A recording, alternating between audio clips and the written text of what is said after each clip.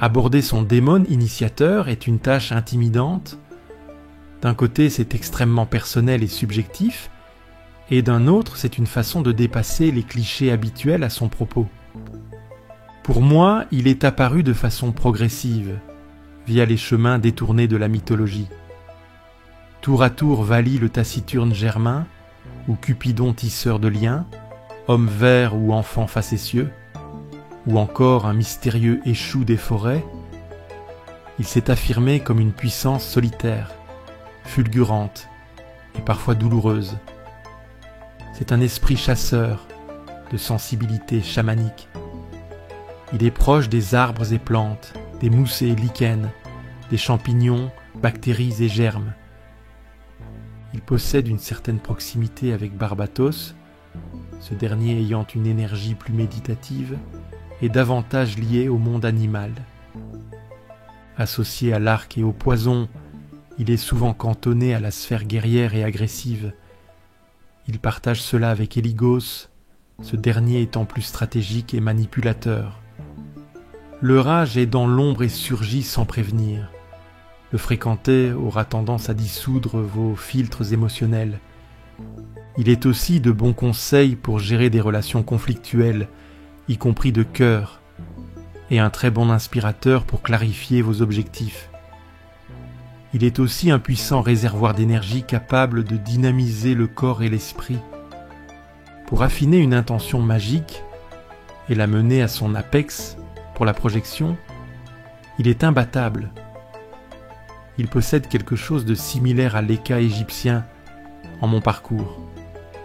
Sa façon de communiquer est souvent discrète, et c'est tant mieux. Quand il adopte un langage franc et clair, la leçon de vie n'est pas loin et régulièrement physiquement douloureuse. Il n'apprécie pas particulièrement la souffrance, mais il est maître pour inoculer le violent poison qui changera radicalement votre parcours. À terme, c'est généralement sans regret, mais l'administration du remède est souvent amère. Dans notre coven, nous avons tous une expérience piquante avec lui.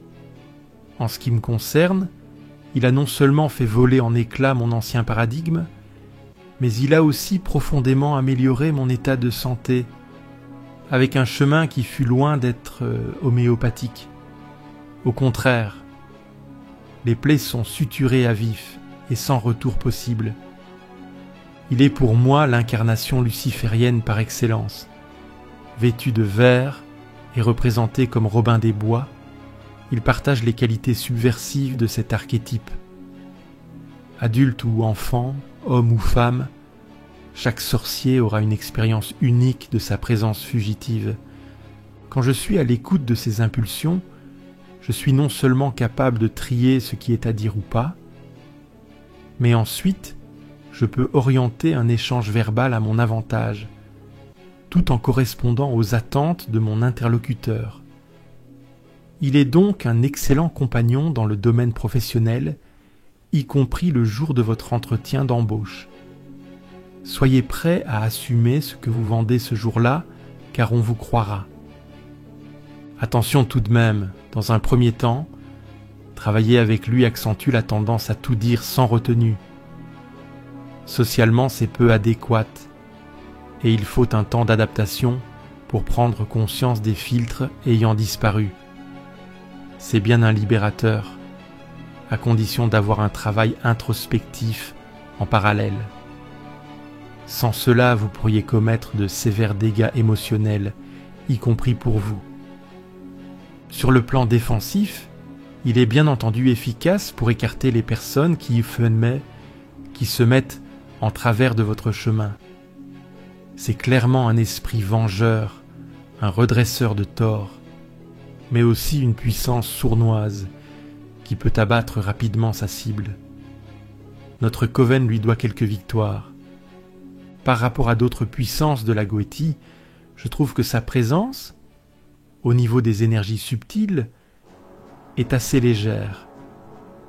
D'autres démons seront beaucoup plus explicites au niveau du ressenti subjectif et des manifestations objectives. Par contre, c'est un mentor fiable qui inspire en continu ceux qui veulent travailler avec lui.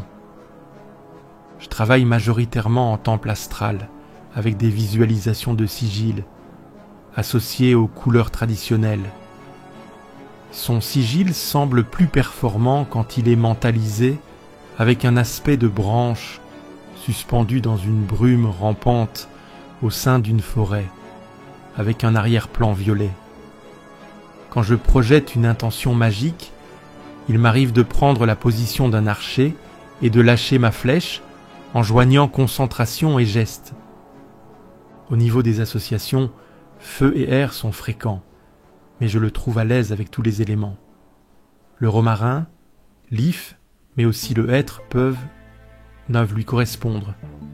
Enfin, je le trouve en phase avec les runes Uruz, Agalaz, Eiwaz et Otalaz, la constellation du Bouvier et l'étoile Arcturus.